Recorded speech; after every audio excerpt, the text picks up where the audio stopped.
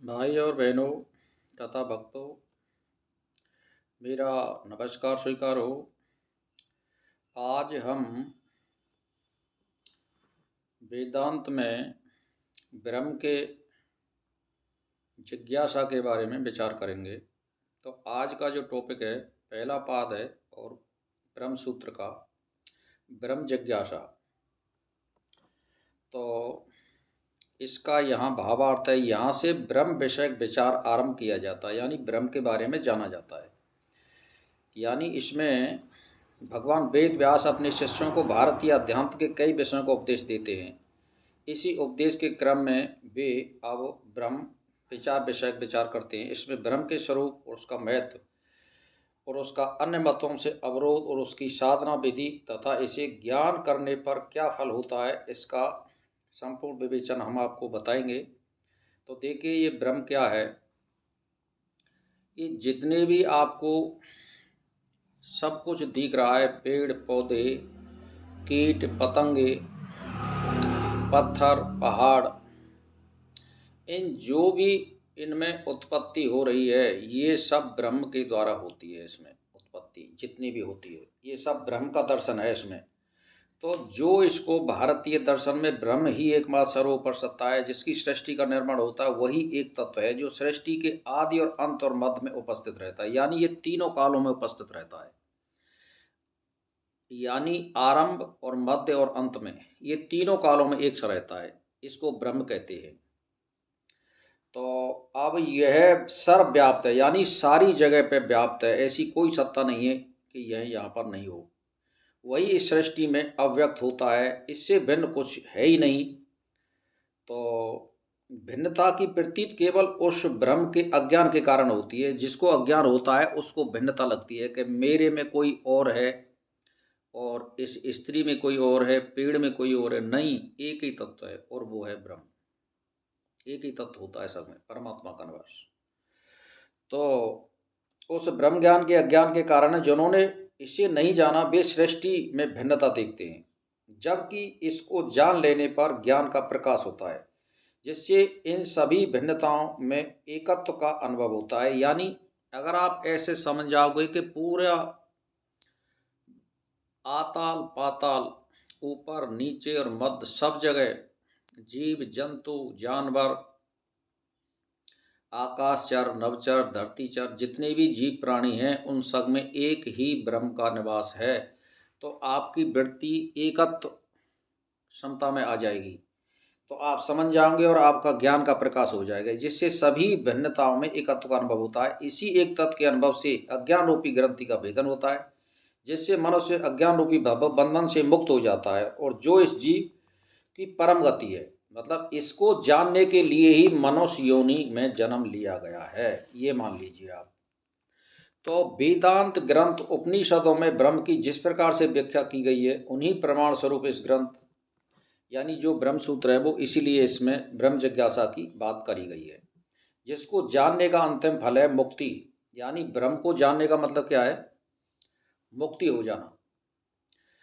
ब्रह्म को जान लेने पर जीव का पुनर्गमन नहीं होता, यानी दोबारा जन्म नहीं मिलता। ना तो मनुष्य का मिलता है, ना पेड़ पौधे पक्षी, यानी किसी का जन्म नहीं मिलता है। यानी वो ब्रह्म में चला जाता है और वो एक मुक्ति की अवस्था होती है, जो आत्मा का सुख होता है। वैसे हालांकि जब प्रथम सृष्टि फिर कभी सृष्टि होगी, तो उसको फिर जन्म मिल जाता है, लेकिन बहुत काल के बाद, यानी करोड़ों वर्ष। 37 करोड़ वर्ष बताई गई है वैसे सभी ग्रंथों में, तो और भी कोई ज़्यादा हो सकती है गणना। तो ये बहुत, मतलब करोड़ों वर्ष जन्म मिलता है मुक्ति की अवस्था में। तो ये मतलब एक तरह से मुक्ति की अवस्था है, वह सदा के लिए इस भवबंधन से मुक्त हो जाता है। इस कारण ब्रह्म ज्ञान का सर्वोपरि महत्व है। अन्य किसी कार्य या साधन से मुक्ति नहीं होती है, क्योंकि सभी कर्म एवं साधनाएं परिणामी है, यानी वो फल देने वाली है। और इस ब्रह्म का जो फल है वो एक ही है, वो है मुक्ति। तो व्यक्ति उसी से बंध जाता है। इसीलिए ब्रह्म ज्ञान ही एकमात्र ज्ञान है जो मुक्ति का कारण है। तो ज्ञान के बिना मुक्ति नहीं होती है, ये सीधी सी बात है। अगर ज्ञान नहीं है आपके अंदर, तो मुक्ति नहीं होगी। वह ब्रह्म ज्ञान ही है जिससे जिज्ञासा से ग्रंथि का आरंभ किया जाता है। तो ये हमारा एक सूत्र आज हम आपको बता रहे हैं। तो इसका मतलब यही होता है कि आप सब में स्त्री पुरुष जीव जंतु कुत्ता बिल्ली जितने भी जानवर हैं उसमें एक ही तत्व को मानिए कि उनमें सब में एक ब्रह्म का निवास है और उसी से ये सब अपना उपार्जन करते हैं, जीवन जीते हैं।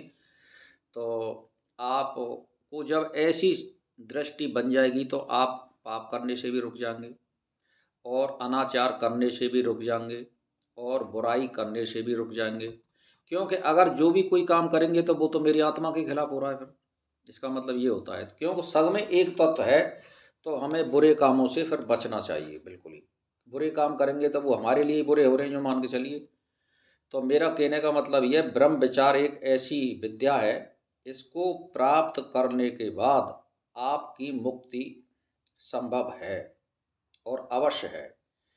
तो हम कल आपके लिए फिर इसी श्रृंखला में जन्मादस्य यत, यानी इस जगत के जन्म आदि जिससे होते हैं वह ब्रह्म है, वो बताएंगे कल के टॉपिक में। आज हमने आपको केवल ब्रह्म का विचार बताया है कि ब्रह्म कैसा होता है, और ब्रह्म जो होता है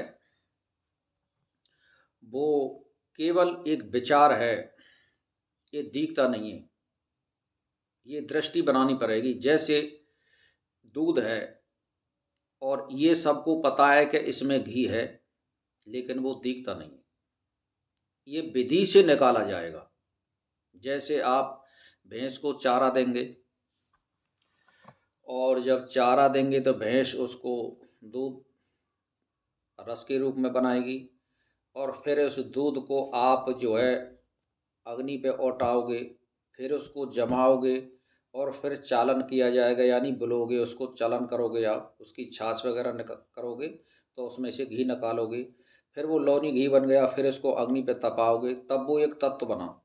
तो ऐसे ही जो ये ब्रह्म है ये विधि से ही जाना जा सकता है, यानी उसके लिए कर्म और साधना, साधक यानी साधना करने वाला साधक होना चाहिए, आलस वाला नहीं होना चाहिए, समाधि करने वाला हो, यम नियम का पालन करने वाला हो, सदग्रंथों का पढ़ने वाला हो, साधु संगत करने वाला हो, किसी की बुराई करने वाला नहीं हो, और सब लोगों से सहज वार्तालाप करता हो और भलाई करने वाला हो।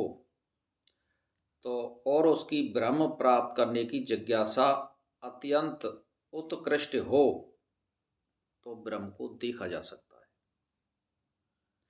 तो मेरा तो भाई और बहनों से एक ही कहना है कि आप इस मेरे वीडियो को आप शाम को सोते समय सुनें तो आपको विशेष लाभ होगा, क्योंकि ये आपके हृदय में बैठेगी और आप सो जाएंगे तो चित्त ग्रहण करेगा और अनकॉन्शियस माइंड इसको ग्रहण करेगा। तो बस इसी के साथ मैं आज की ब्रह्म जिज्ञासा को विराम देता हूँ। नमस्कार।